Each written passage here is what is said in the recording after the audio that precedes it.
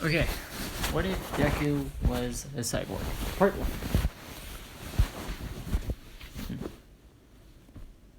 And we're going to start with Izuku's birth.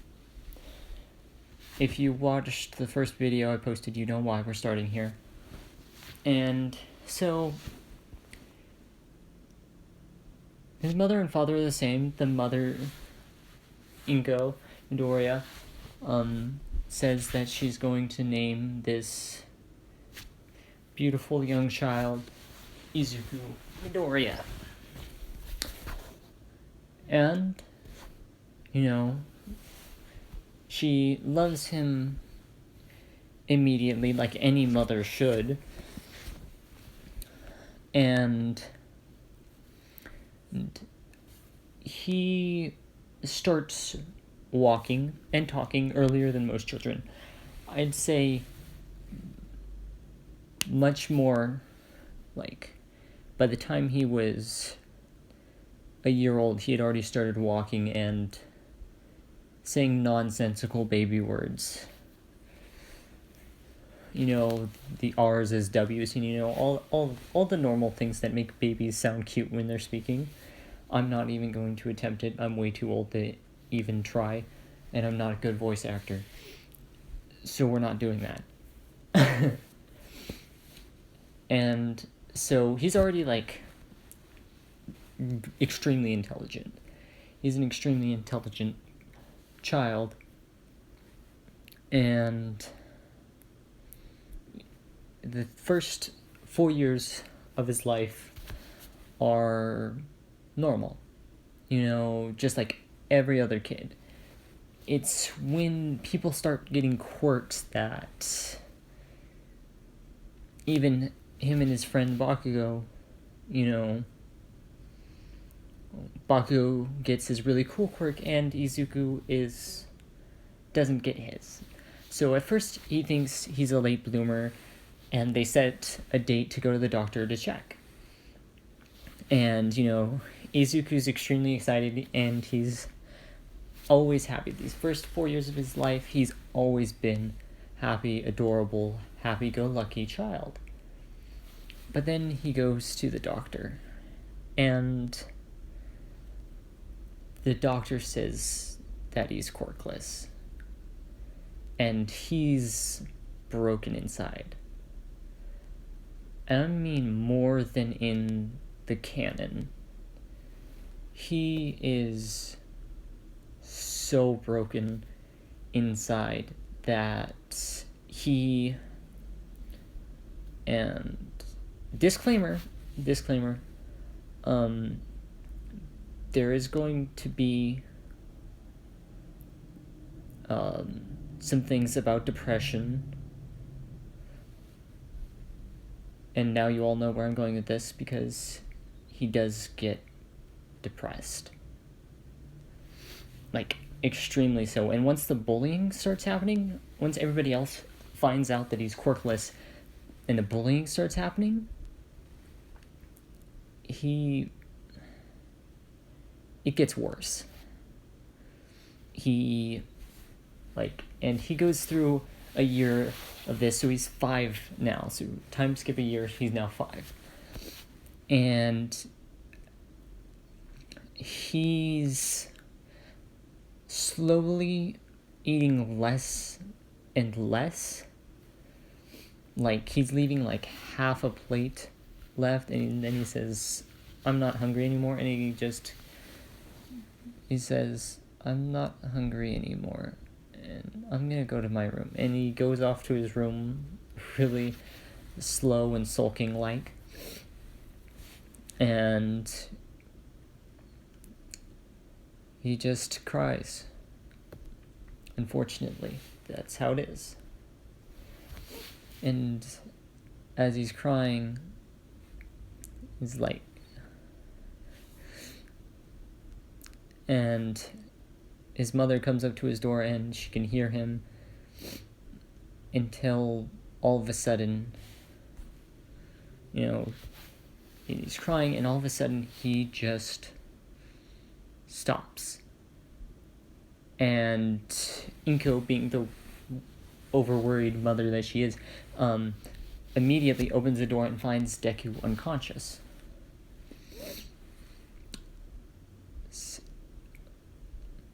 And not like, oh, he just fell asleep crying unconscious. I mean, like, he fell off the bed and is now lying on the floor, unconscious.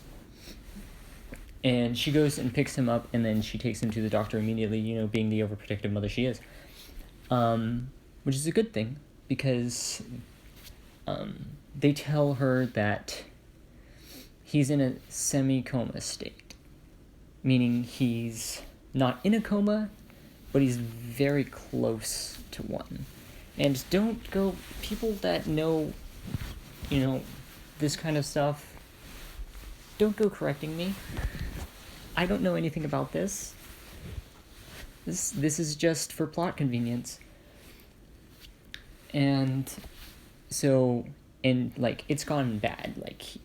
He's extremely, he's definitely not eating enough, especially at his age. Because,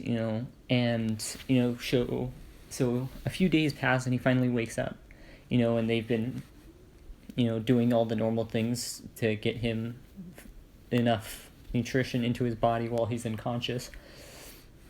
And Inko goes and talks to the doctor, extremely worried, obviously.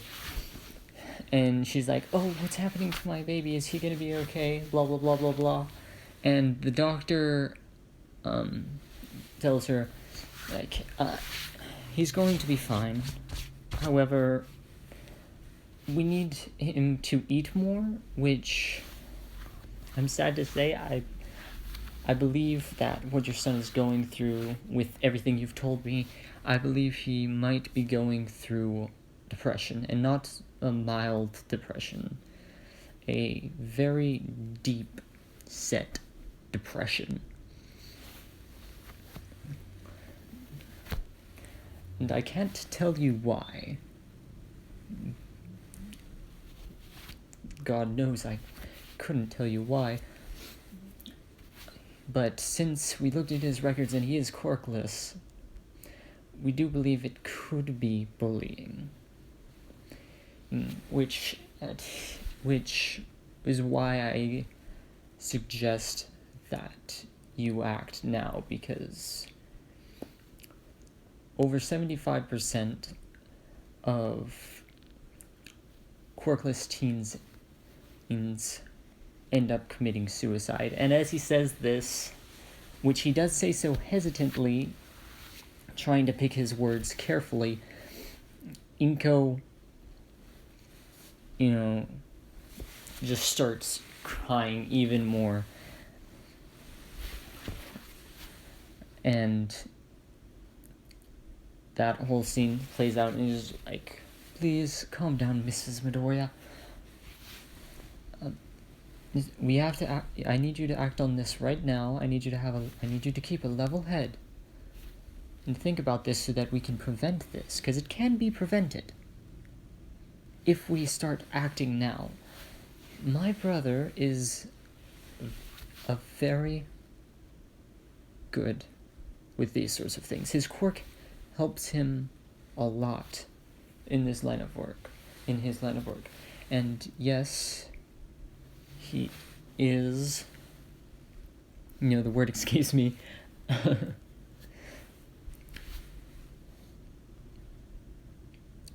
It really does. Oh my gosh.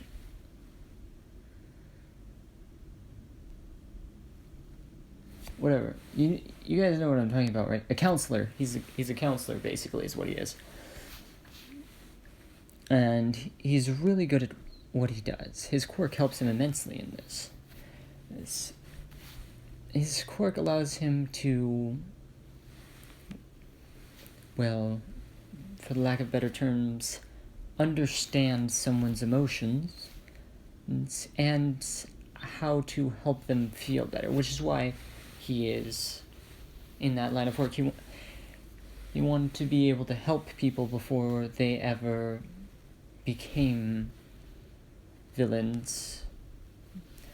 He wanted to help the few quirkless kids in Japan, so that they didn't, well, so that they don't commit suicide, and he has so far a 100% success rate. So this can be prevented. I'll recommend him to you, and I'm sure he won't pull too many prices on you, especially because this is why your son is one of the people that he would like to help. He's one of the people that he literally became a counselor to help out of the state that your son is in right now. And Inko says, through her tears, "Thank you. I will." And as days goes by and Izuku wakes up, he's released from the hospital, and Inko sets an appointment for the counselor the next day.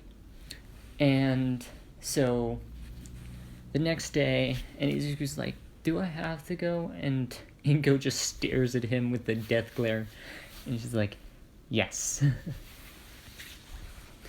Like, not even saying, actually she doesn't even say anything, and he's just like, and Izuku just gets quiet again and looks down, teary-eyed. And so they get to the counselor, and the counselor has a bunch of things set up in his office, a bunch of different toys and stuff, and he's talking to his mother, getting all the information, because his brother didn't have enough time to tell him everything. And Izuku's looking at everything, he's looking at, family board games, he's looking at,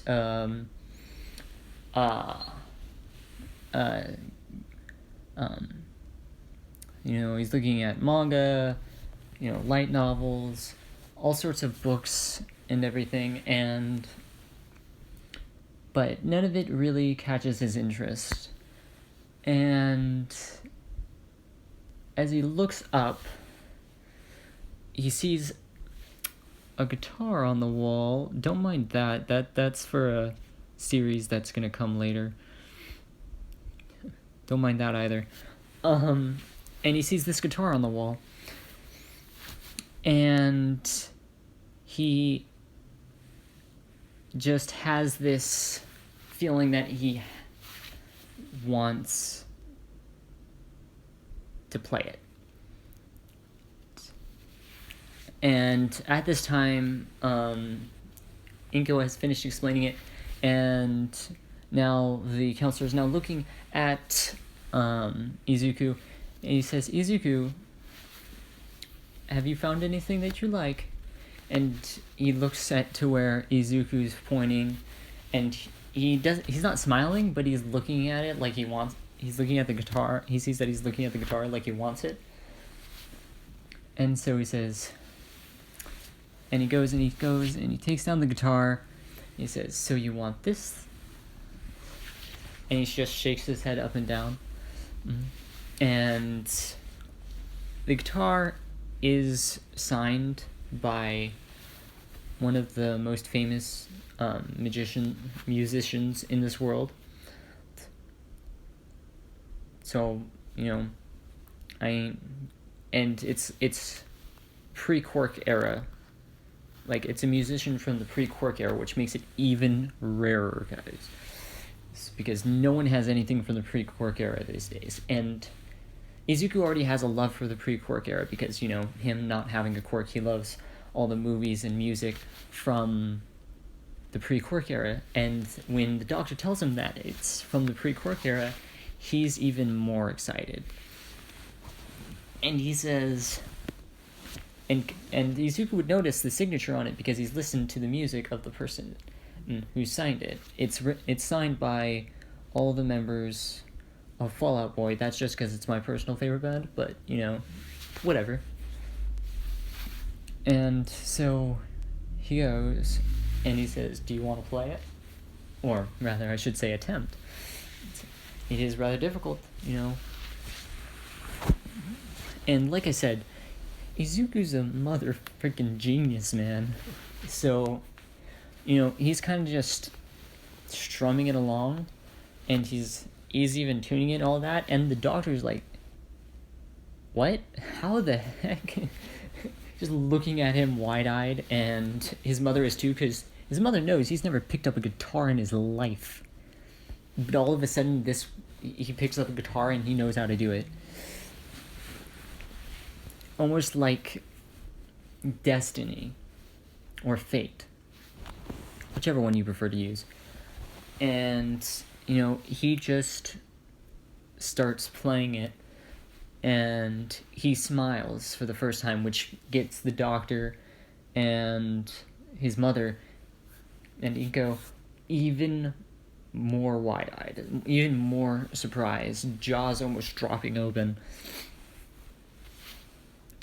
And he's just playing it, and he's doing pretty well for an amateur. You know, he's doing the best that an amateur can do after like a month of training. But he hasn't this is like the first time he's picked up the guitar, which is why it's so surprising. I'd say the doctor's more surprised than his mother at this point. And the doctor goes to his mother while Izuku is just jamming out on the guitar, with a huge smile on his face, and he goes up to his mother and says, Inko, I believe we both know that this is going to be what he needs right now. It seems he is genuinely happy when he's doing music. This could be his coping mechanism. And Ingo's like, yeah, I think that'll work out. Now I just have to find out how to buy a guitar. And before anyone asks, yes, there is an amp, and yes, the doctor did plug it in before handing the guitar to him, so stop. That's just assumed, guys. Gosh. And the doctor says, yes, well, you are going to need the aux cord and the amp, and an amp beforehand, so then you might want a guitar pick. And his mother's just like, oh. But, you know, anything for her child. And Izuku, once he's done, he looks up, and then both the doctor and his mom stop, and Inko start laughing. As Izuku goes and looks at the doctor, at the counselor, and says, can I keep this? You know, and both of them, and the doctor's like, and, you know, Izuku's like starting to, his smile is slowly fading because he kind of knows what that means. The answer's going to be no. And then as the doctor sees this, and he's like, I'll tell you what.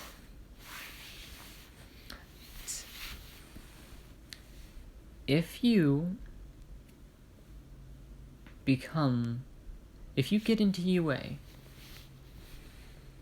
if you train your body to the point where it doesn't matter whether you have a quirk or not, and you get into UA, I'll give you this guitar. Free of charge.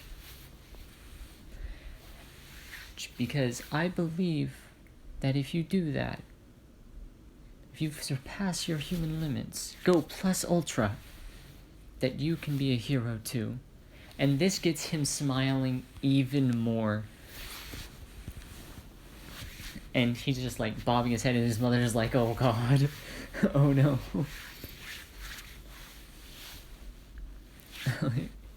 seriously worried but extremely happy that her son is seemingly overcame depression in just a few days, in like a day.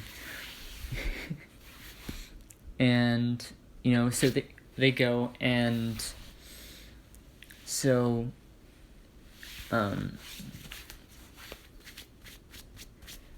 and so he sends, and so Inko And so they leave and they go home, and on their way home, before they leave, because I don't want her texting and driving, she texts Izuku's dad, and Hiyashi.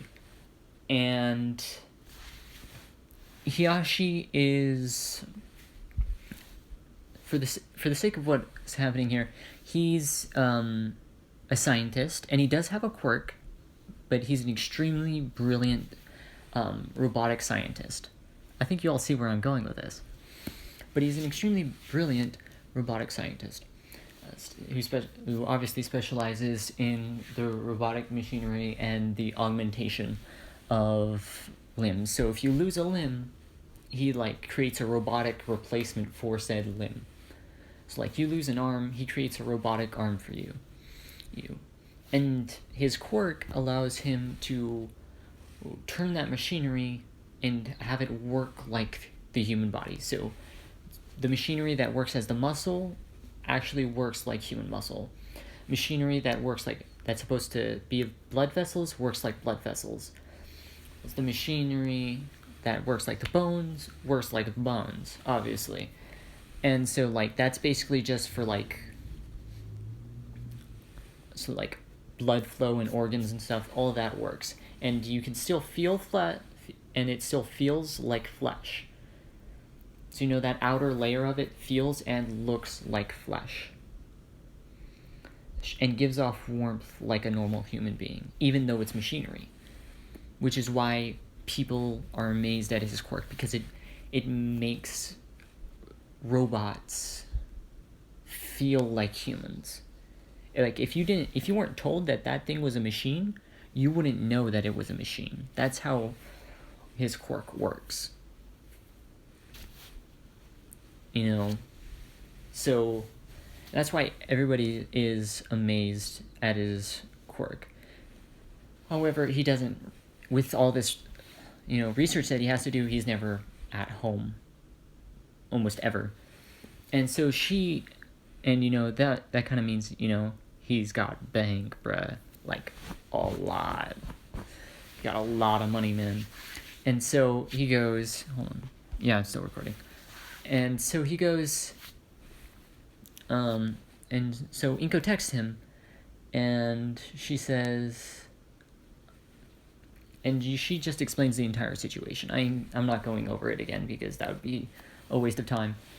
So, she says, oh, and she gets to, oh, so we need to get him a guitar to help him overcome this, or rather so that he doesn't get back into this state of depression. And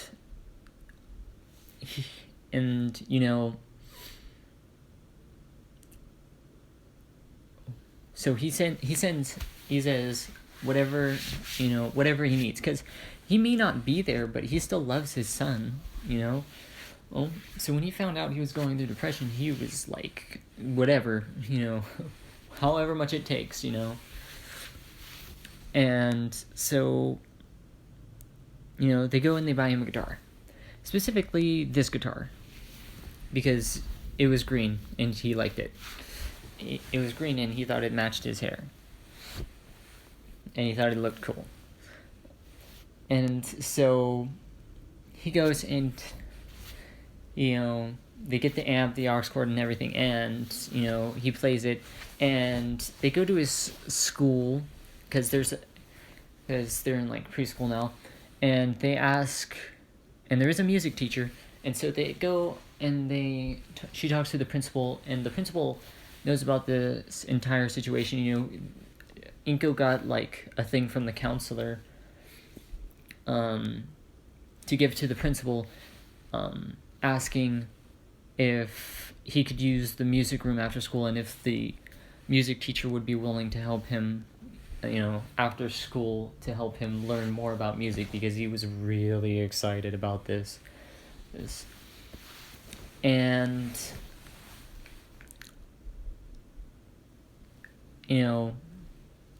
so, and the principal says, well, we'd have to get the music teacher's permission. And just so we're clear, the music teacher... So they go and they get the music teacher. I'll explain what the music teacher's quirk is later, because it is going to be plot relevant, somewhat. At least for now. Like, literally after the time skip to when they're almost teenagers, she won't matter at all. It ain't gonna matter at all. So they go, and they get the music teacher, and the music teacher comes in, and she's like, "Oh, is there something you needed from me, principal?" And the principal explains, yes, I need you to talk to Izuku Midoriya. Her son has been bullied for the past year and has gotten into a state of depression. It's like, oh, that's so sad. How old is he? And he's 5. And even the music teacher starts shedding tears, not making any noise, just silent tears. And then she says, yes, I'd be very willing to help in any way I can. Okay, well, and the principal goes, well, we were wondering if you would be able to stay an hour or so after school to help him learn how to, play the guitar and other instruments as well if he wants to, as he finds music a very comforting coping mechanism. And she smiles and says, absolutely, sir. I'd be happy to help. This is gonna be great. I'm happy I can help. And Inko goes and hugs her, and she says, thank you so much. And she goes, and then the music teacher goes, oh, don't worry about it. I'm just glad I can help. And so with that out of the way, after school the next day, as school starts up the next day, the regular bullying ensues, and eventually he goes and, during lunch, he's being bullied, obviously, like normal. And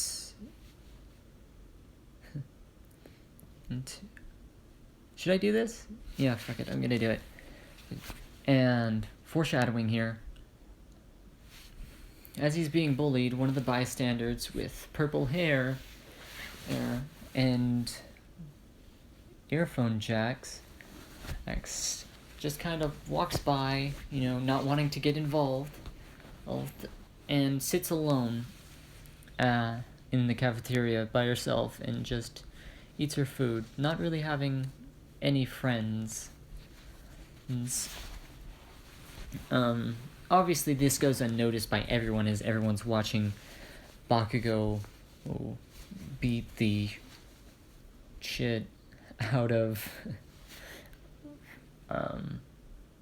our young Midoriya here, out of Izuku, out of Deku, as Kachan would put it.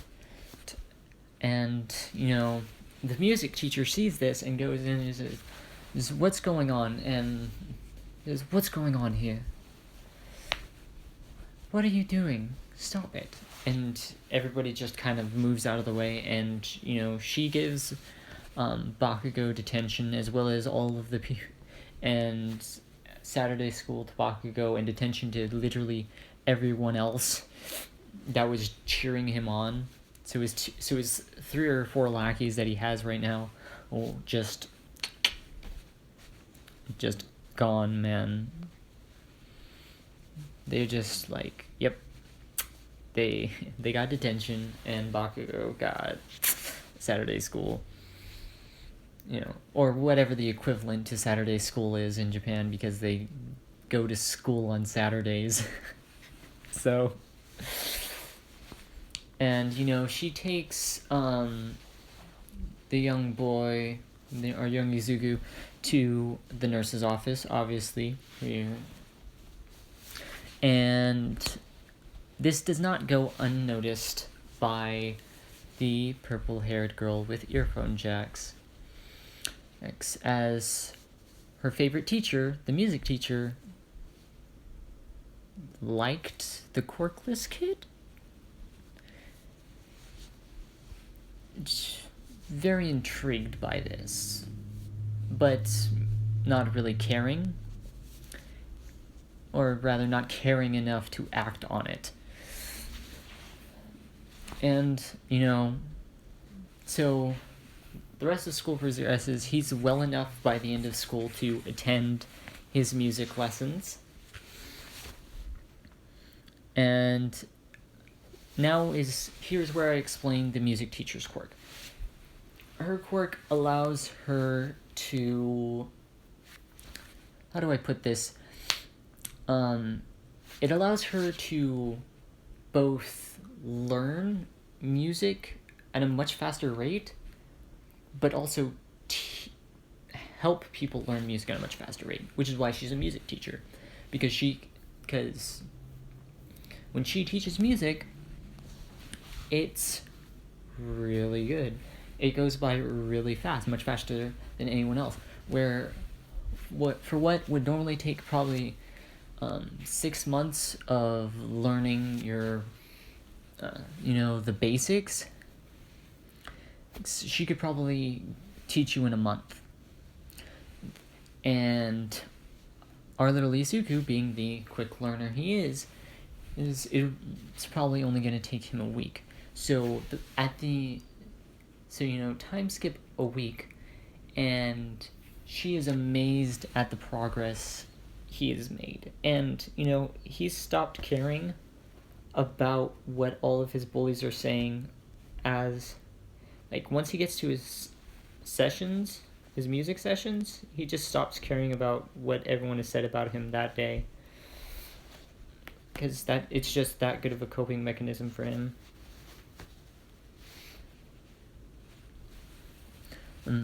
And it's the only time he smiles, as of right now, is when he's doing music. And so she's amazed at how fast he's learning how to play this guitar. She's amazed at the speed he can learn it, because even her best student, the purple-haired girl with earphone jacks, I'm just going to stop calling her that, because you all know who it is by now. It's Kyoka. Her best student, Kyoka Jirou, didn't even learn this fast. And she was a natural-born prodigy. Because of her whole family thing. She was a natural-born prodigy. And what the music teacher didn't know is that he was still, looking up stuff and studying at home, too. So it's, even faster. Taking notes and everything, because it's Izuku. And he goes in, and he's just jamming out. So it's time skip to a month after he starts taking these classes. So another 3 weeks go by. And he's already, doesn't even have to look at the music sheet, doesn't have to read the music. He's just jamming out. And, and he's gotten really good. And the music teacher is amazed. It should have taken him a year to get to where he is now. I'm not going to explain any of the lessons because I'm just not good enough. And they get to the point where, and time skip a year, and he's basically a master with the guitar. Playing all these songs from the pre-quirk era that even his music teacher doesn't know. Because she doesn't study pre-quirk era music. She studies music from, this era. And she's amazed at how good it is. Because not only is he, is it just him? it's not just the guitar, he's singing too. And every time he sings, she finds herself entranced. It's like, even though he's doing rock music, his voice is so calm and gentle. Keep in mind, this is like a year later and he's 6. But it's so calm and gentle, but he can, and it's like his voice always suits the song that he's singing. And it's amazing to her that without any vocal training, she's just good. And she could say the same thing for Kyoka Jirou. Jirou's pretty damn good, you know. Even at this point in her life, she's pretty damn good, but she's nowhere near Izuku's level yet. Because keep in mind, he's learning things pretty fast, and they're both learning at the same time. If they didn't learn at the same time, Kyoka would know a lot more and be a lot better. Keep in mind, she's still going probably learning twice as fast, 3 times as fast as everybody else. But no matter what, Izuku's learning twice as fast as she is. Until eventually he hits, or rather he finds a peak. And it's just he can play every song that he's ever listened to. He could play new songs. He could probably create new songs if he wanted to, and this is a year later, so he's 7 now. So they're 7 now, and he's still being bullied every day, but he doesn't really care anymore, because, he has his music. And he's it's gotten to the point where she's like, I think we should start learning another instrument, because you've already pretty much, learned how to play the guitar.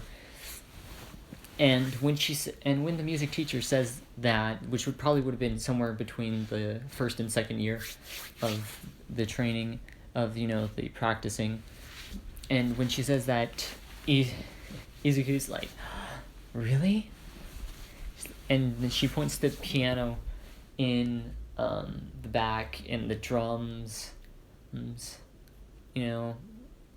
the wind instruments like the trombone, the flute, and he's like, not as excited about those things, but drums and the piano sound pretty good to him. So he tries them out, and he immediately takes to the drums out of just sheer instinct. And having memorized literally every song, he memorizes the sounds that each of the drums make. And keep in mind, this is a full set of drums. I'm talking there's 10 different drums, hymns, and the shamble thing, and the tambourine kind of things that are on there, the discs. It's a full drum set, not one of those little kitty ones. I'm talking about a full drum set, and he's memorized, and he's already learning which ones make what sounds, and he could replicate all the songs he's listened to just by knowing what the sounds are, and out of instinct, he knows what he's doing. Within 3 months, he could play the drums to any song, even if he hasn't heard the drums, what the drums sound like to those songs. He could, out of sheer instinct, he knows how to what beat to hit on the drums, and he knows how to keep pace and everything. And then to the piano, which he studies for the rest of that year until until he hits the 2-year mark. And when they hit the 2-year mark, and he's like, okay, the teacher's like, okay, you stay here for a while, I need to go to the bathroom, and I'll be right back, okay? And he's like, okay. So he's there And he's like, okay, well then I'm gonna play on my guitar. Keep in mind he's like 7 now, yeah? Yeah, 7. So he's 7 now, and he's just playing his guitar and he's singing along.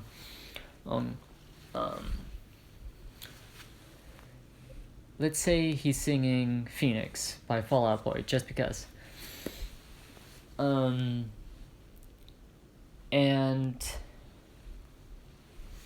because he kind of feels like, he kind of resonates with that song, because he's like rising like a phoenix. It's like, because I can do that too. Even though I am where I am, I could still be a hero. And just to be clear, he has been doing like physical training, like waking up early and then doing jogs, lifting kid weights, because he's super young. But he's not ripped, but he's got more muscle than most kids his age. Because because of what the counselor said, he's like, he wants to like do this, and he's like eating a proper diet and all that to help with his muscle growth and all that. And he is doing some martial arts training via videos online, because no martial arts dojo would actually take him, because they wanted someone who could become a hero, and without a quirk you're probably not going to become a hero. So they wouldn't accept him, so he didn't even, and he knew that, so he wasn't even going to try. And so he went in,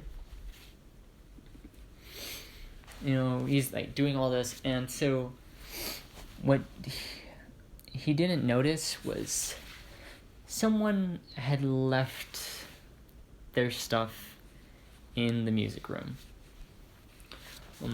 And now we cut to Kyoka, who just got home, and her mom's asking, honey, where's your stuff?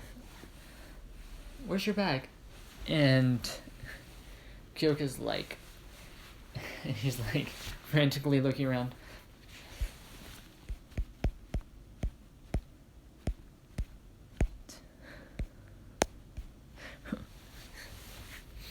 This is what she looks like. She's a little kid, and that's the best picture I could get. And he's like, oh my gosh, I think I forgot it at school.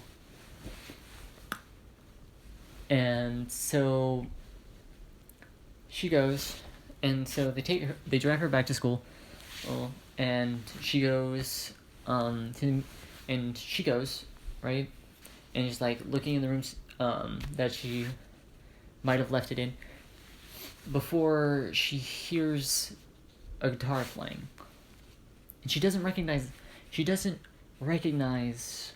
the beat. She doesn't recognize the sound the guitar is making. It doesn't match any song she's heard before, and she hears someone singing, which she, like, let's be honest, what I'm basically describing his voice as is like the voice of an angel, and she hears this, and it's very and as we all know, her ears are very delicate due to her quirk. I mean, like, giving her like super hearing and all that. So she's going out, and she's going and following this, because she doesn't care anymore. She's like, what is this? Who sings like that in a rock song? It like sounds good, but it shouldn't. And she's going towards this music, and she eventually finds herself in the music room. She's like, and she looks inside, and she sees the quirkless kid. She sees Izuku, but she doesn't know his name, because she didn't really care. She didn't really have friends, and so all she knew is that, quirkless kid. So, she goes, and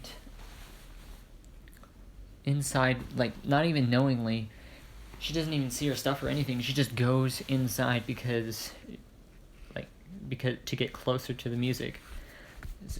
And he's just playing his guitar, singing with his eyes closed, and as he finishes,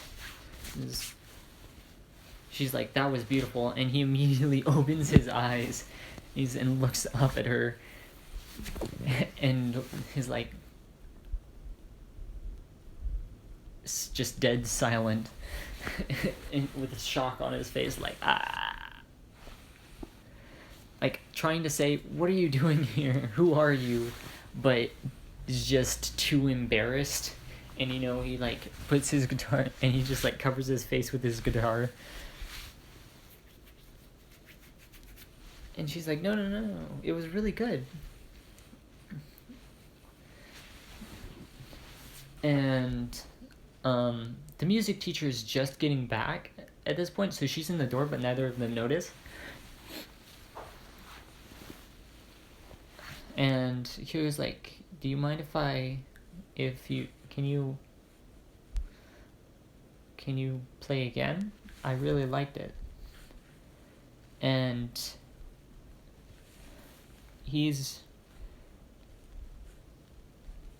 amazed that someone else likes his music, or rather his voice. And she's like, do you really think so? She's like, yeah, that was like one of the best songs I've ever heard. How did you write that? And he's like, oh no, it's a song from the pre-Quark era band. And then her eyes grow wide. She's like, that's from the pre-Quark era? Because, no one knows anything about the pre-Quark era, because everyone would like to forget about it. Because no one likes quirkless people. Because they're a-holes. Because quirked people are a-holes towards quirkless people, as we've very well seen. And so this goes on, and on, and on. The conversation just carries out, and they pretty much make friends by the end of this, and this music teacher's like smiling and like shedding a silent tear in the background, saying that he's finally made a friend, even if he hasn't realized it yet. And so she like goes up to him and sticks out her hand and he says, so do you want to be friends? So friends? And Izuku's like, really? She's like, yeah. It's like, do you want to stay after school and go practice with me?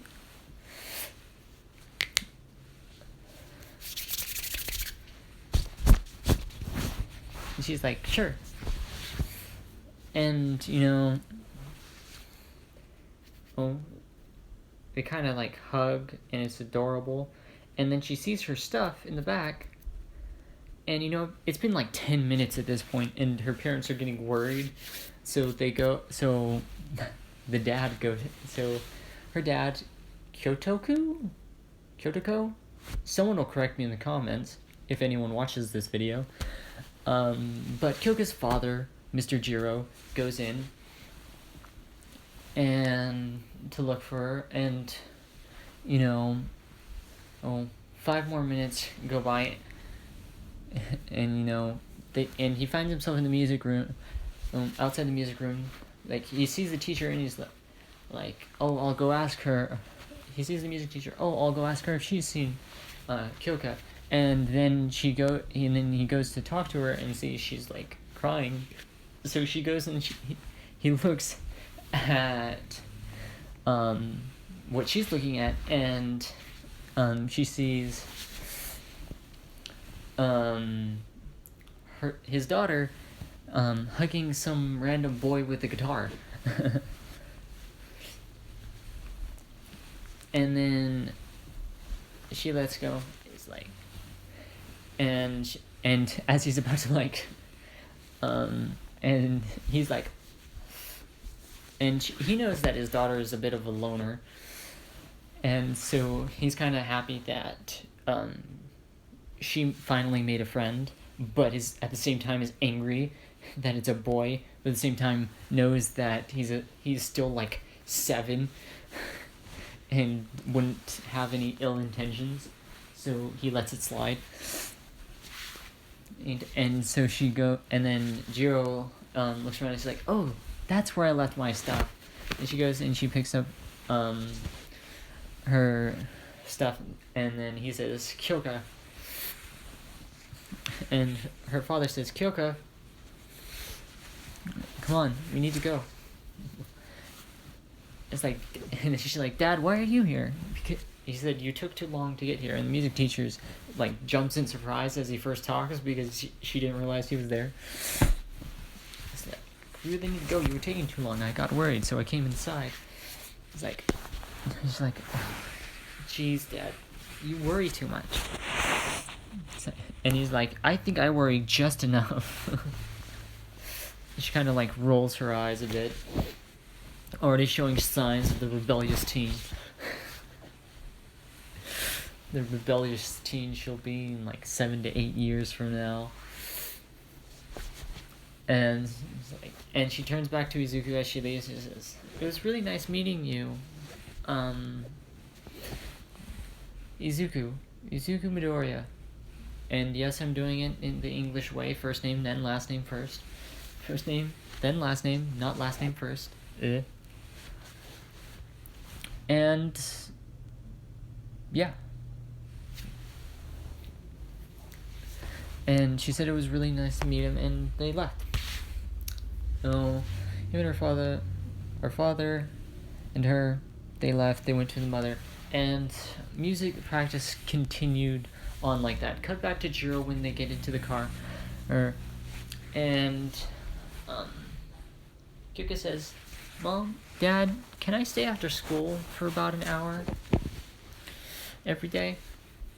And her mother's like, why? Why, sweetie? And she says, I made a friend. And her mother's like, oh, you know, the whole like stereotypical mom looking at a cute thing, girls looking at cute things, you know.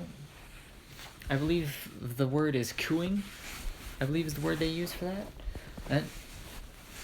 So, you know, she's like, aww, kind of a thing. And her father like sees the look in his wife's eyes, knowing that she made a friend, and they both agree to let her stay after school for an hour every day. And so, you know, music lessons continue on for that day, and then every day following, both Kyoka and Izuku are practicing there. So, a time skip 5 years to when they are 12, and they're both extremely good. They've like mastered the guitar and many other musical instruments at this point, and Kyoka is like a pretty good singer, like the point where she would be like during these festival, during the summer, I think it was a summer festival. I'll have to rewatch My Hero Academia. Like she's pretty damn good, you know, basically this look except a little bit younger. And so we go to when they're 12, and so Izuku's like saying his farewells, and he leaves, and he goes off, and he gets kidnapped. Yeah. And he's scared. And he's crying. And you know, crying tears of fear. That's what we're going to call them, tears of fear. And they're like, we know you have, and they're like using him as a hostage, basically.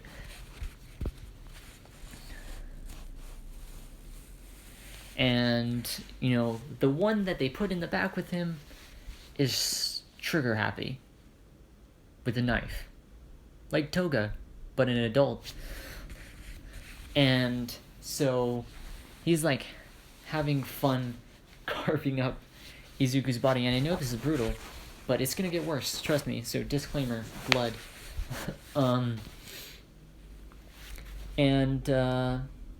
probably put that into the description. And so he's going and he's getting fucked up. Like, he's lost all use of his arms. Like, his arms are that badly injured. Like, ligaments are cut. There's no healing him back. He's effed up. And know that, like, Kyoka is pretty much his best friend now. So imagine how much mental torment she's gonna go through.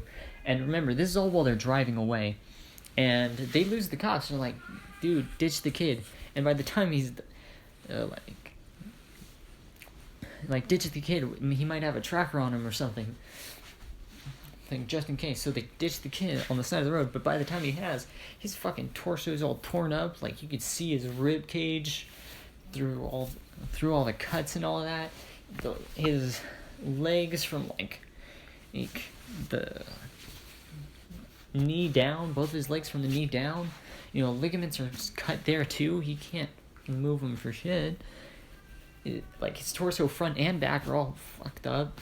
But the only thing that the crazed knife maniac wasn't able to get to was his neck, his head, and his thighs. So, like, from his waist down to his knees. Anything from the knees and below, the torso, the arms, all of that, there's blood and gore everywhere. Like, he should be dead, but with sheer willpower, he's like, I don't want to die. I can't let myself die here. I can't. I need to survive. I will become a hero. Kind of a thing,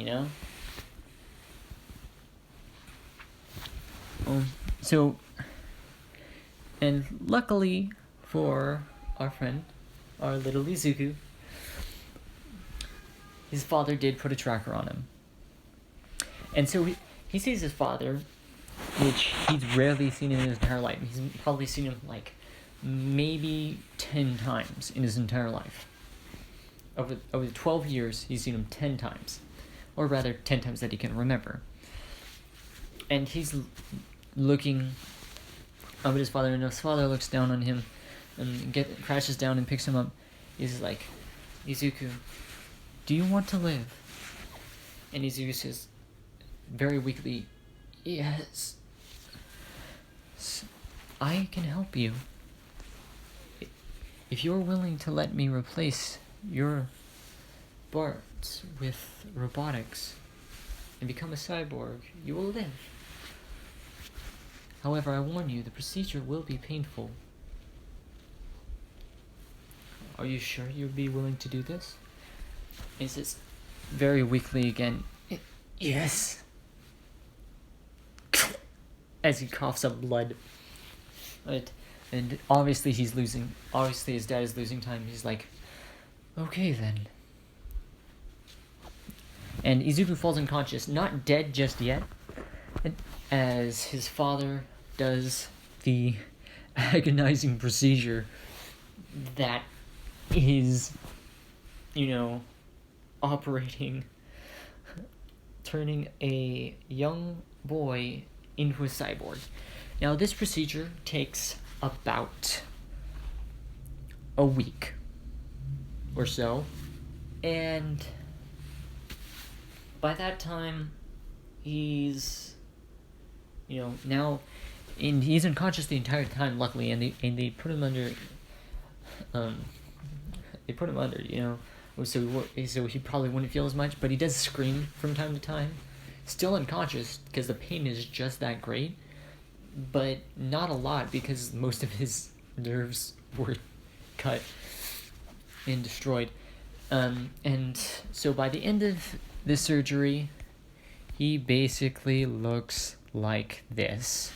From the neck up, he's still, Izuku.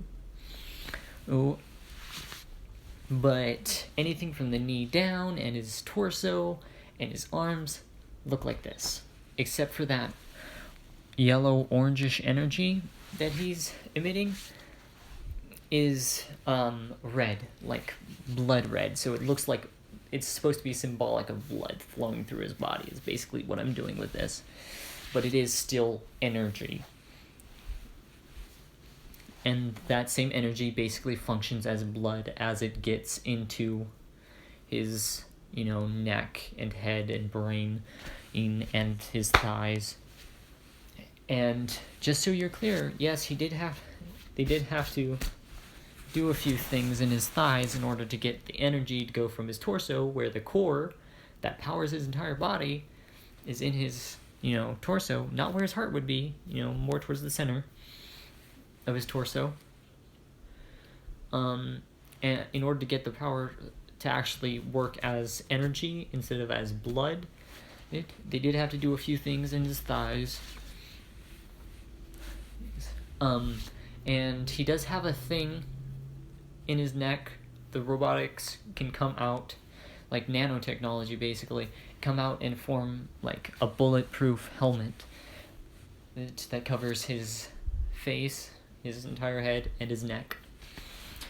And the same thing for his, thighs. Like, an armor comes out of the rest of his body, like nanotechnology, and builds armor to protect his legs whenever he needs it. And, like Genos here, which, if you didn't know, is who this character is.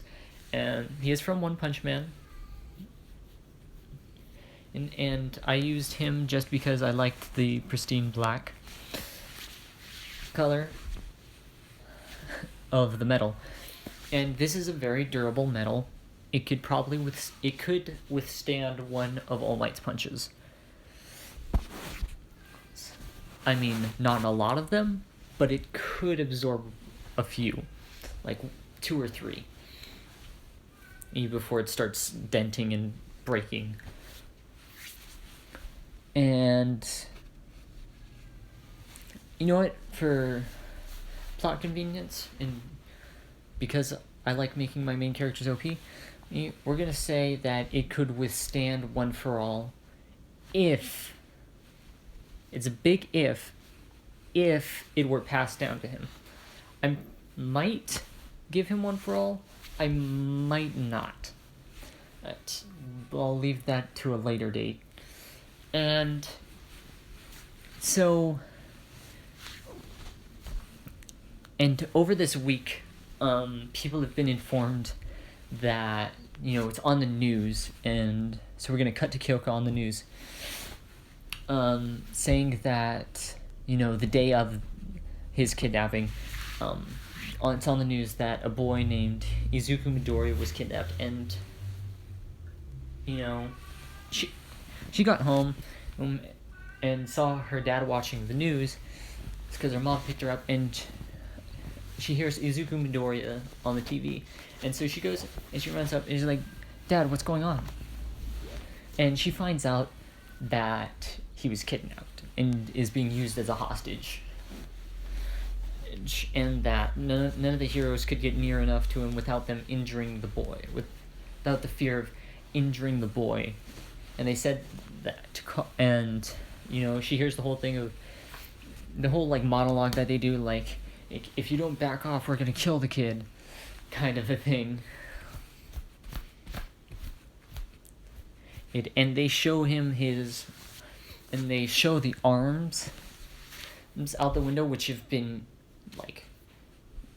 cut up slightly at this point, showing that they mean business, and Kyoka is terrified for her safety, and her mother comes up behind her and closes her eyes and uses one of her ear jacks to jab her husband, giving him that look like, turn off the damn TV. And she turns it off, and Kyoka is legitimately crying. because this is like her one and only friend is like gonna die. Like her one and only friend is like gonna die, and so her parents try to comfort her, but it's really not working all too well. So she goes and she runs up to her room and does the only thing and she starts listening to Fall Out Boy, which is, I'm gonna say, is just Izuku's favorite band from the pre-Quirk era, and she's just gonna listen to some Fall Out Boy while playing her music,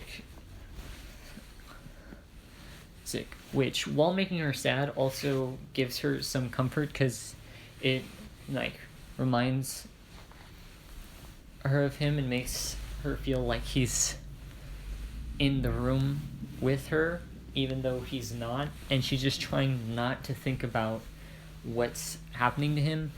And then we're gonna skip back to the week after the week is over, when he looks like this, and Kyoka's still there, doing the things she does, and they still haven't found him. He still hasn't shown up to school or the music practice they have after school, and she like almost sheds a tear each time. And now she's kind of being, not bullied, because everyone knows knows her parents are like super protective of her, or at least her dad is, because he came with a bat to school one day. Like, they bullied her a little bit, then he came with a bat to school the next day. After finding out that they were bullying her, and they all just stopped, and now they're just ostracizing her, which she couldn't care less. She'd rather be alone. Her only friend is Izuku, right? So they've just been leaving her alone this past week, and he hasn't shown up at all. And I'm gonna say Katsuki is also like distressed over this. Like, I bullied this kid for 8 straight years, and now he's dead. He's just gone. And it's at this time that he's starting to get the same ideals of being a hero as he did, because I'm just gonna say Kyoka told him off one time, and now, like, before Izuku went missing, Kyoka told him off one time when trying to bully him in front of her. Kyoka just told him off, talking about how real heroes are people that protect people who can't protect themselves, and all those lofty ideals that Izuku has, that she has kind of like gained by being with Izuku, and she doesn't like ridicule him at all, because she knows that he's been like doing a lot of like training and physical training to become a hero, and he's like pretty good at martial arts for his age.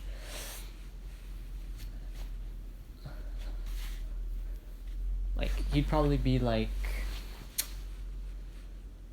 a brown belt, probably brown or red, whichever one's lower. I think red is lower. Don't know why. But he sure as hell isn't white or yellow or blue or green. And so she's like really worried, and Kazuki's like, and it's starting to kick in what she said to him, and like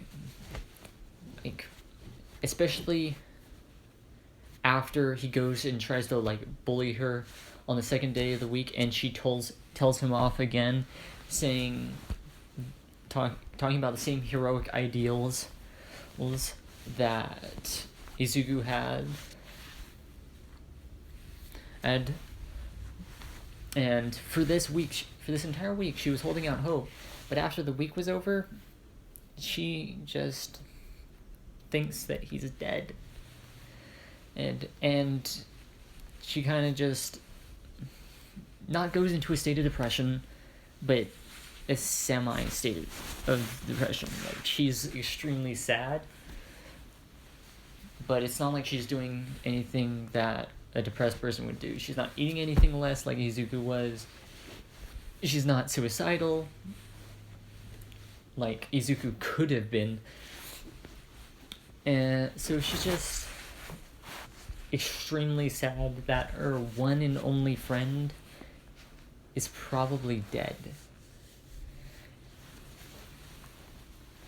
And Katsuki's like starts being nice to people, like genuinely trying to be nice to people, and everybody's like weirded out by it at first, but you know, as the years pass, they start getting used to it, because is like, this guy's being nice now just because someone died. It was someone close to him, because it was like basically a cousin, because you know, he calls Inko his auntie, and Izuku calls Baku's mom his auntie, so they're basically cousins, you know.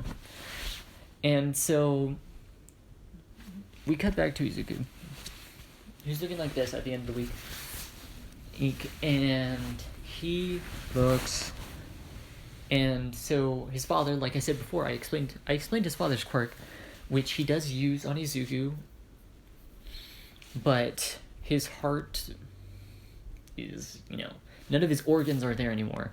He just has machines that work like those. And he has these like empty slots in his shoulders where he could put something. He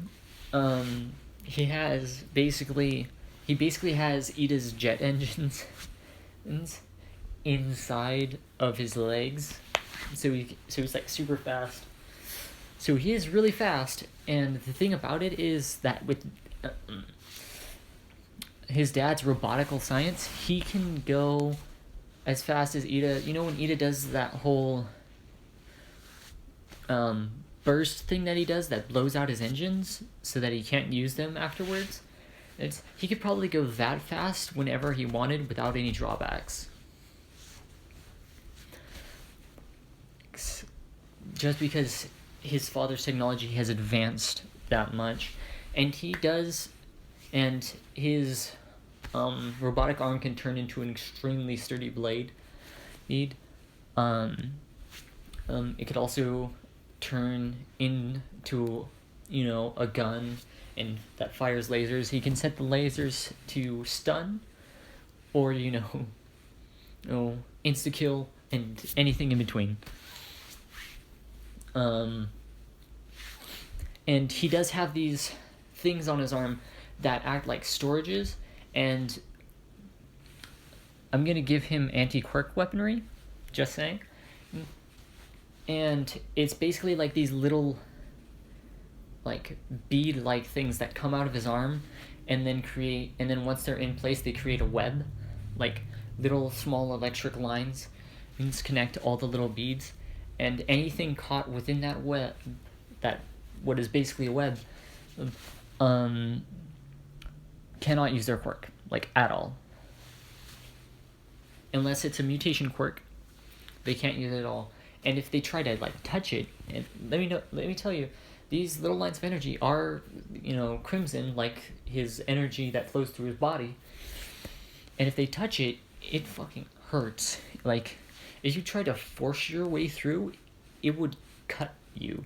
If you try to force your way through, it would, like, cut into your hand, and however far you put your hand through, it would cut that off. So if you, like, try to, like, chop it, it'd cut your fingers off. Like, basically like a lightsaber without being a lightsaber, you know, and you'd still bleed. And, you know, so it's pretty powerful, but, you know, it's only going to get more powerful with more technological advancements, which will happen later. And as we do this, you know, and so his father sees him as he's waking up from all the surgeries that he's had in the past week, and he's like, "Hello, Izuku. It's been a while." And he's like, "Dad?" And no, he does not say it weakly. But afterward, he's like, because he's like feeling the backlash of all of the surgeries. And he's like, yes, you might feel that way for a while. And he is just as bulky. You know, he's gotten some pretty nice muscle under there. So, like, after the 10-month training arc, I'd say that's probably, you know, where his muscle is at this point. Or rather, it was before he got robotically enhanced. Which, since the robotic things work like muscle, so since the machines in his arm technically work like muscles, he still looks that well built. He still looks like he's made it. He has skin and everything, so it's not like he looks like this the entire time. He does look like a normal person most of the time. And so he trains. You know, he's going to train in and after, and he doesn't do anything for, you know, he does schooling online now. His dad switched it to homeschooling. Like, you know, they think he's dead, so it was pretty easy and no one noticed. So now he's doing all the homeschooling, and Izuku's already a freaking genius, bruh. But now he likes learning everything about robotics and everything. So, like, if he wanted to get into the support course, he could probably get in just on his father's recommendation. Like, honestly, he probably could. But I'm gonna say that Mei Hatsume gets in on his recommendation. Yes, Mei Hatsume is gonna get into the support course based on his recommendation. And he doesn't meet Mei. Izuku doesn't meet Mei, but we're going to do a time skip in which he's training and learning how to use all these robotical parts of his. And he's learning how to use all these robotical parts of his, and he doesn't contact anyone for 2.5 years. So we're at the 10 months. That beginning of the 10 months now is basically where we're at. And no, the sledge villain attack doesn't happen. All Might chases him down, grabs him, and doesn't lose him, and brings him to the authorities. So that's all settled. Bakugo never gets grabbed by the sledge villain. And so he's there. And, you know, during these 2 years, while our now beautiful and handsome Izuku is... This is basically what he looks like in his, before the 10 months is over. Like, at the beginning of the 10 months, this is what he looks like. Yes, I'm going for the beautiful Izuku route. And, you know, like, his mom got his guitar and everything from his school where he left it. And so he has all of his music stuff, and she leaves it in his room to remember him. Well, actually, no. His father would have told her what had happened, and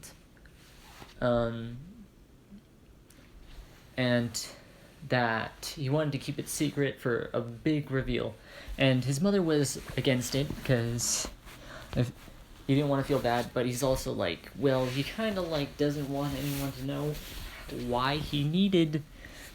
But then, his father brings up, do you think she'd want to know? Oh... why he needed to become a cyborg? Do you think she'd want to know why he had to go through all of these surgeries that were extremely painful? Because it wasn't because he wanted to. It wasn't just because he decided one day, oh yeah, I want to become a cyborg so then I could be a hero. No, he was dedicated to becoming a hero just by his own merit, just by bulking up and learning martial arts to the extreme. That's how he was gonna that's how he was gonna become a hero. So it wasn't like, cyborg? Okay, let's do this. No, that's not him. He just wanted to be a hero. It was out of necessity, the fact that he would die if he didn't, that he did this. Do you want to tell her that? do you want to tell that little girl, tell his best friend, that he was on death's door? Do you want to tell her all the gruesome details of why he is the way he is now?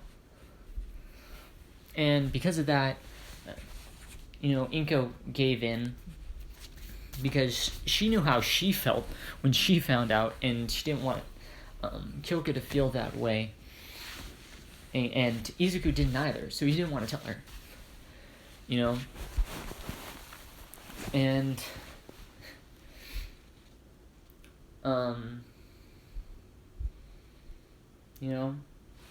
so that happens. And so, that's basically the whole thing. So Kyoka still doesn't know.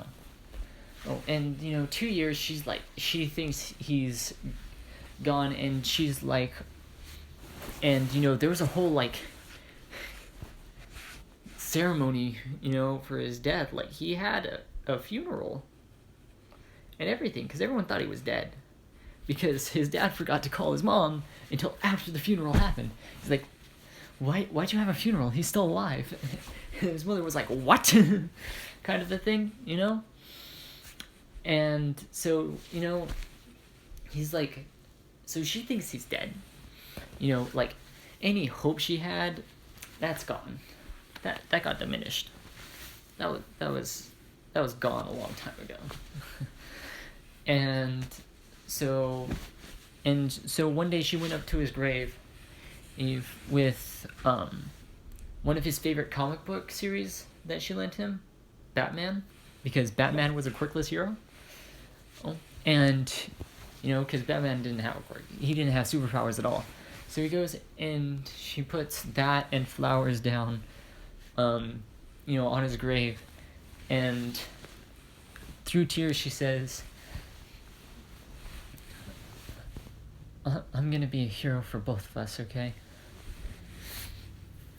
And so she says, I'm gonna apply to UA and be a hero for both of us. And because of that, she goes on to become a hero. That's what really strives her to be a hero, is that moment, is the fact that he's dead, and that she doesn't want anyone else to feel that level of pain ever again. Because, she had a small crush on him.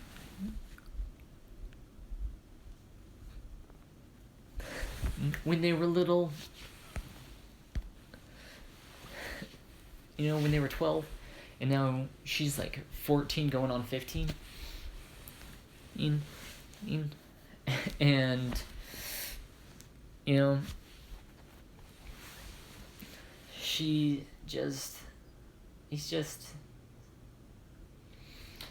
but he's alive, we know he's alive, but she doesn't.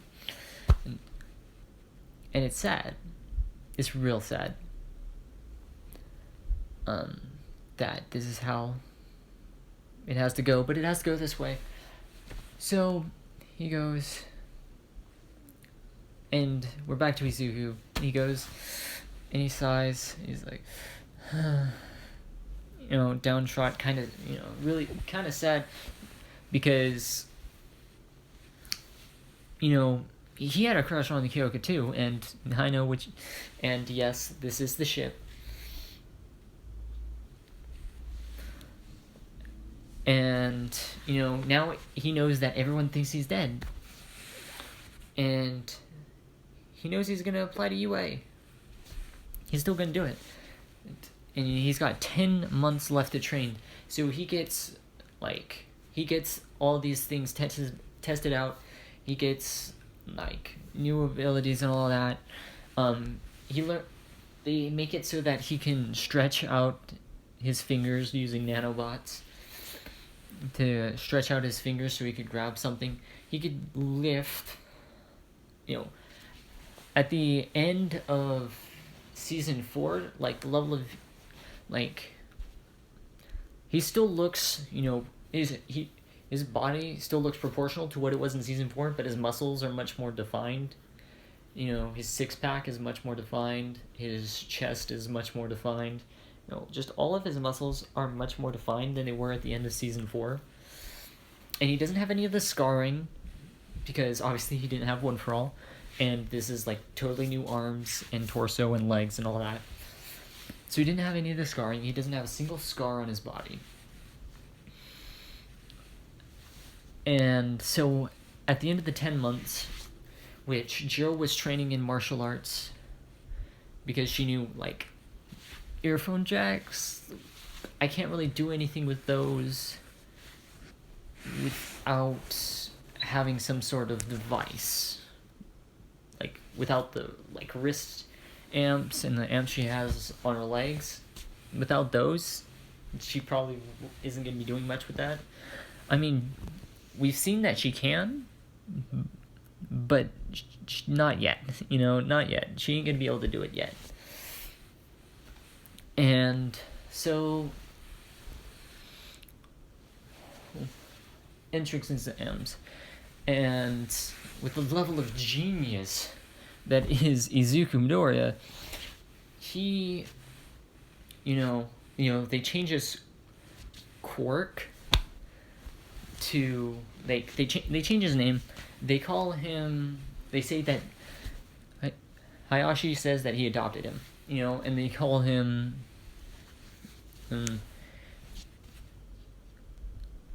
I need a name now, don't I? Let's just say they call him Hayashi. No, I'm kidding, guys. I'm kidding, I swear.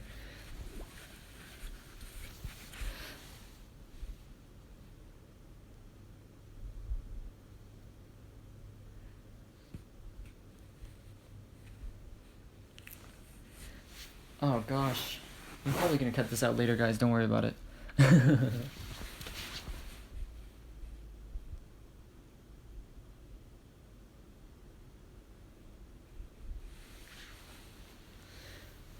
Let's just say they call him Senta Midoriya. And that's the fake name that they use. Well, fake first name.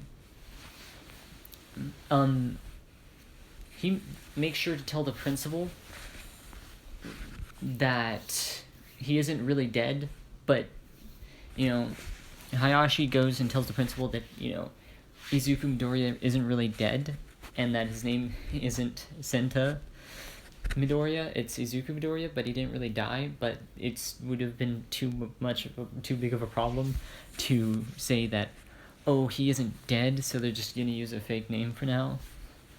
Oh, and, Principal Nezu's like, like, I have to deal with this. But, here's a little Nezu, he's a kind guy, he's like, I understand. It's completely acceptable. I can work with this. It's fine. And he's already changed, so they changed Senta's records, air quotes, to say that his quirk is called cyborg. And it turns most of his body into, a machine. Obviously, Nezu figures it out pretty easily that it's not that he's a machine. It's not a quirk. It's that his father, made him into a cyborg. But he accepts the application into UA. And he also accepts the recommendation for Mei Hatsume into the school, which Deku still hasn't met Mei. He's heard about her from his father, who talks about her a lot because she's like a prodigy just like him in terms of technological, creations, but a bit weird, to say the least. And so that happens, and so he gets to go into UA, and he does wear the helmet that comes out of his shoulders and torso and wraps around his head. He does wear that, and the rest of his skin is completely covered. The rest of him is still skin. He doesn't turn it back into the cyborg. And it goes to canon. So basically, it's the whole thing with, the whole Tenya Ida getting up and, interrupting, except he doesn't go and bash Izuku for any reason, because Izuku's quiet and just listening, not mumbling at all. And Katsuki, isn't saying anything at all, and, continues on. And just so we're clear, Izuku definitely 100% aced that exam, the written exam, got 100%, all of the things. And it's because let's face it, he's a super genius, and so was his father. And, he goes into the practical exam. That's what it's called, practical exam. And he goes beating shit up. The gates open and he immediately runs in, not waiting for a countdown. And everyone's like, wait, why the heck did he just... And, and then President Mike comes up and he's like, there are no countdowns in battle, now move it. So I suggest you follow him. And, he continues on, and he goes, and everyone's, and anyone who sees him, just shooting lasers out of his hands, seeing his skin turned into the black steel, and fine crimson lasers out of his hands, they're, amazed. And I'm gonna say he scores about, 85 villain points, so out of all the villains he defeated, he got 85 points, and now we're back up to the the whole Ochako stuck under something and the zero pointer shows up, and so the zero pointer's there and Ochako's stuck under the rubble, and he immediately moves. Everyone else is running away and all that, and he just moves, and he books it. Full speed, the whole... Tenya at his max speed, that's how fast he's going right now.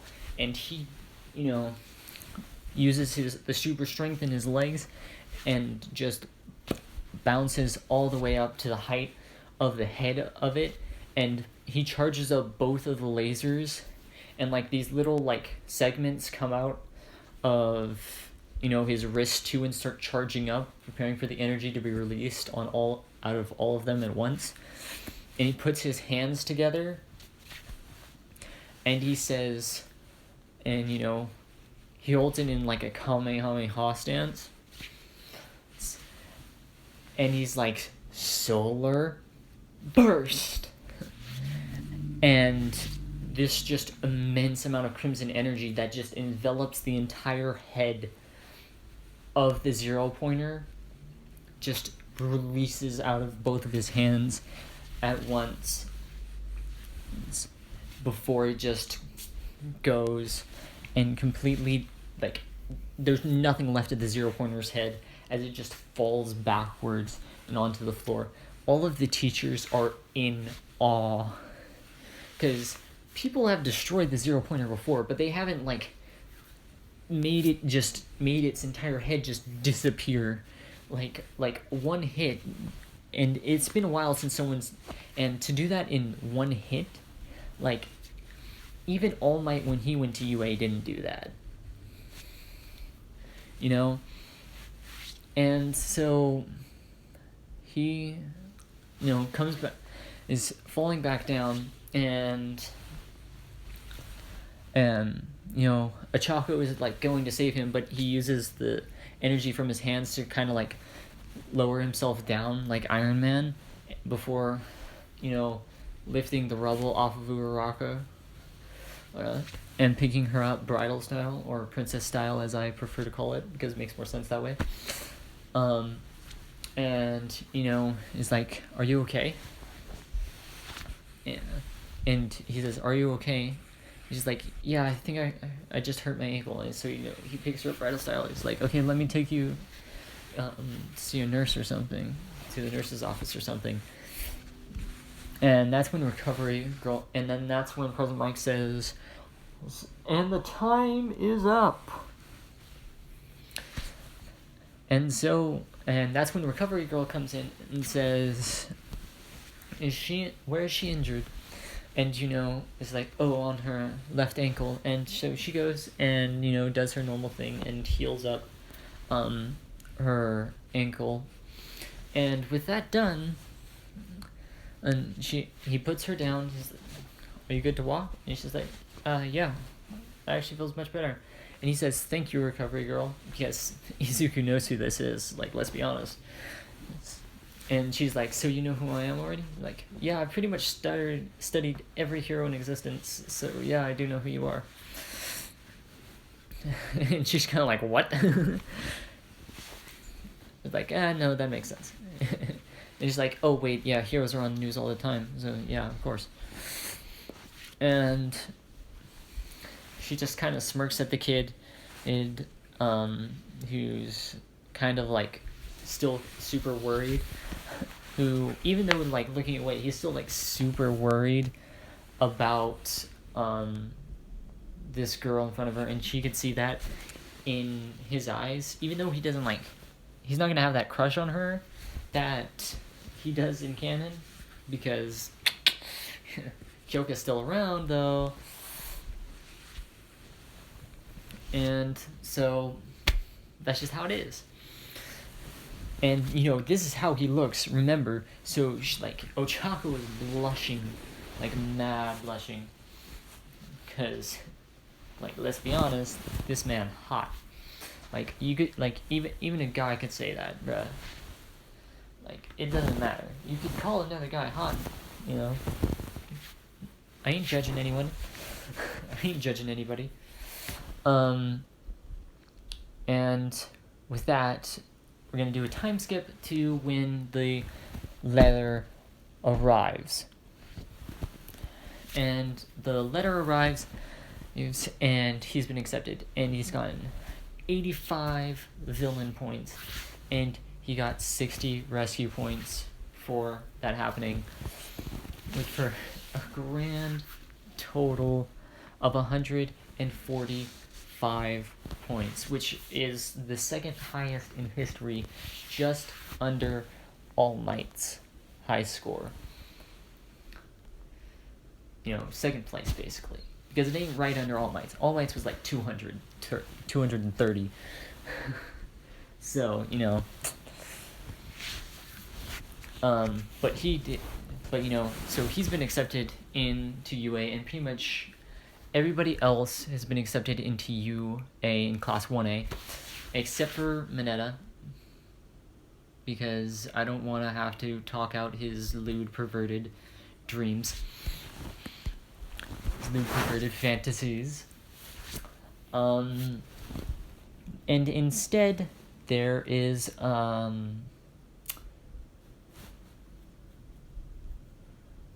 a girl with a scorpion tail, which is going to be our little love drama interest. Other than Ochako, of course.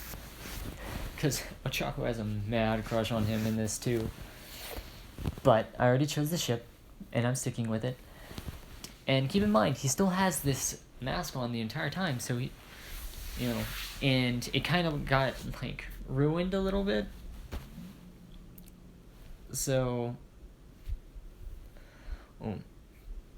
Ochako saw some of his face, but not all of his face, and it's not like she's going to talk about what he looks like,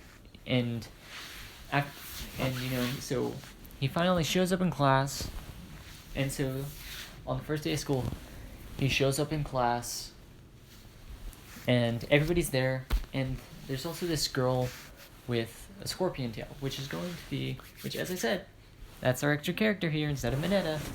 I am going to say Mineta is in general studies, so he'll still be there. Maybe. If anyone wants him. It could be a thing. But anyway, so we go on, and he, the whole Ochako, thanking him for saving him, and then Tenya, Ida, talking to him, says, "Oh, you're so much of a better student than I am. I didn't even realize that you realized that there was something else to the test that I didn't think of." And he was like, "I really didn't, though." And Tenya's like, "What?" And he's like, and there is a voice modifier on here, like in the mask, because he thought of this because he knew Katsuki was gonna get in. He hasn't seen Kyoka in the classroom yet, so he hasn't realized it yet. Realized that she's there yet, and he goes and he says, "I just wanted to save a life." In that moment, her life was in my hands. And sure, you could say, oh, one of the pro heroes that works as a teacher here would have came in and saved her. I don't care. I don't care what you have to say. I don't care what you have to say about that. In that moment, her life was in my hands. I had to do something. I wasn't just gonna sit there and do nothing. In that singular moment, her life was in my hands. I got to decide whether I would go and save her or let her die, saying she's someone else's problem. But if I said, leave her to someone else, I need to get into the school, what kind of a hero would I be? If I went for my own ideals compared to the life of another, as a hero, you're supposed to be risking your life to save people. That's what a hero is. A hero is someone who risks their life to save people, who puts their life on the line to save someone else, who doesn't care if they die as long as they save a life. Even if it's a singular life, they lay down their life to help that person. That's what a hero is to me. And that's what it should mean to everyone. And Kyoka perks up at this, seeing that someone else shares her ideals, shares the same ideals as the person who gave her ideals. No, the same ideals as Izuku. And she's glad. That someone else other than her and Izuku think this way. And that's where I'm gonna end it. Sorry if you wanted more, but I think I've been recording for a while here, so I'm gonna end it here. Bye.